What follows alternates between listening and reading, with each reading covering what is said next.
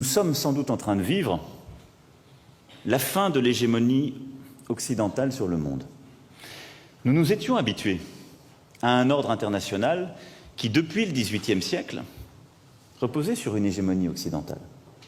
Vraisemblablement française au XVIIIe siècle, par l'inspiration des Lumières, sans doute britannique au XIXe grâce à la révolution industrielle, et raisonnablement américain au XXe, grâce aux deux grands conflits et à la domination économique et politique de cette puissance.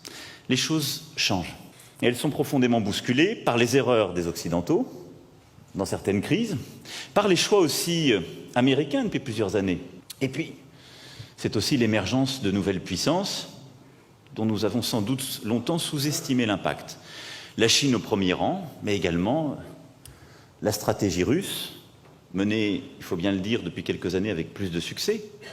L'Inde qui émerge, ces nouvelles économies qui deviennent aussi des puissances, pas seulement économiques, mais politiques, et qui se pensent, comme certains ont pu l'écrire, comme de véritables États-civilisations, et qui viennent non seulement bousculer notre ordre international, qui viennent peser dans l'ordre économique, mais qui viennent aussi repenser l'ordre politique et l'imaginaire politique qui va avec.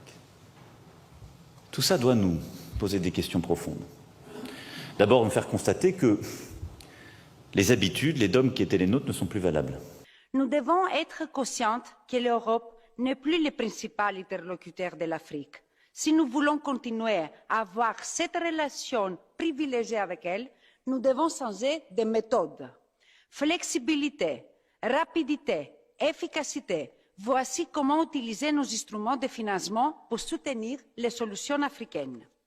Et c'est aussi à l'Afrique de formuler ces demandes, de proposer ces solutions et surtout de choisir les modèles de développement qu'elle veut pour sa population.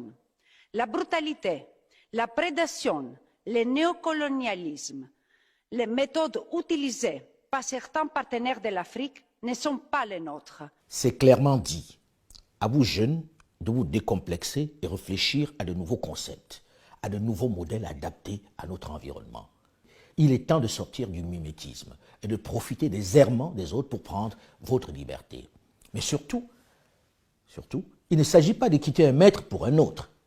Il ne s'agit pas de se libérer d'un conquérant pour un autre dominant. Il ne s'agit pas de dire « je vais me vendre aux Chinois, aux Russes ou aux Indiens ». Non. Il s'agit de tracer sa propre voie, sans complexe. Le monde vous appartient et le ciel seul est la limite. Faites de ce siècle celui du réveil de l'Afrique, afin que dans les prochains, on puisse parler de l'ère africain. Vous en êtes capable.